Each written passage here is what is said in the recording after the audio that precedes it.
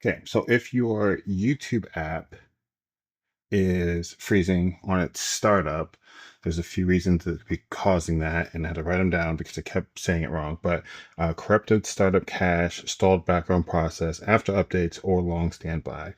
And it's usually because of insufficient free storage, blocks startup temp files, causing the logo freeze. So what does that mean?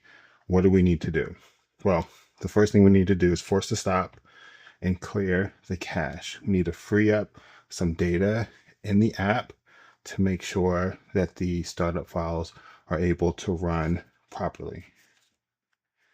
Now, for every app, it's going to be a little bit different. I'm on a Google TV, and to do that, we would go to our settings, all settings, apps, YouTube. We can force to stop here, and we can clear the cache here. You can clear that. YouTube TVs are notorious for having low data, so this could be causing your startup issues.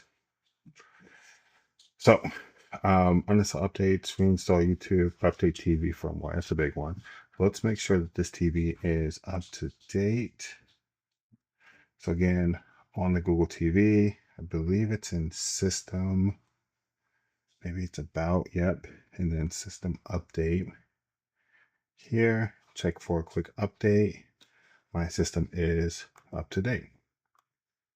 And then you can reinstall the app. Now, a lot of TVs, newer TVs, you actually can't do that because they're built in.